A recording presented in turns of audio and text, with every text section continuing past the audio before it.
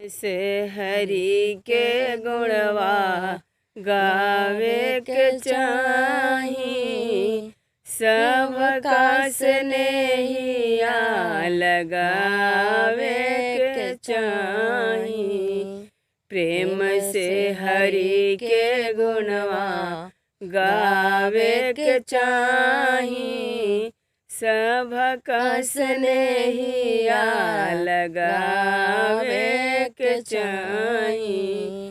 प्रेमवा में आके रामा झूठी बैरी खइले, प्रेमवा में आके रामा झूठी बैरी खइले।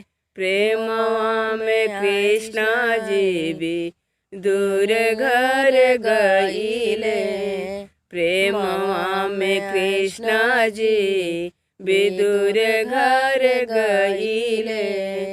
प्रेमवा में आके देखा तरली मीराबाई, प्रेमवा में आके देखा तरली मीराबाई।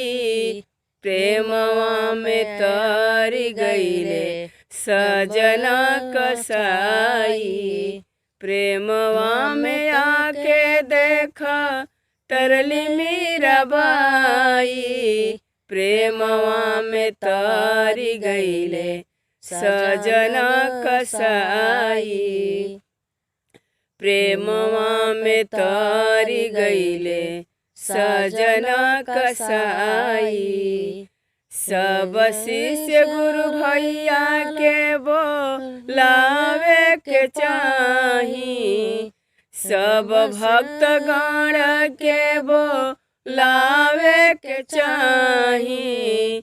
सबका स्नेहिया लगावे के चाही, सब भक्त गण के बोलावे के चाही। सबका स्नेहिया लगावे के चाही। दुअरा बुला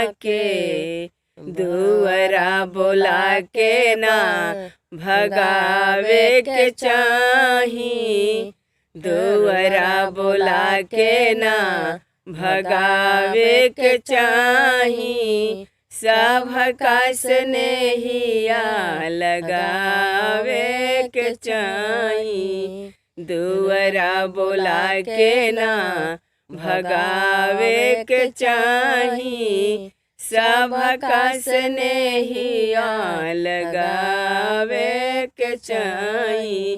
प्रेम से हरि के गुणवा गावे के चाही, प्रेम से रामा के गुणवा गावे के चाही। सबका स्नेहिया लगावे के चाही। प्रेम से कृष्णा के गुणवा गावे के चाही, सबका स्नेहिया लगावे के चाही।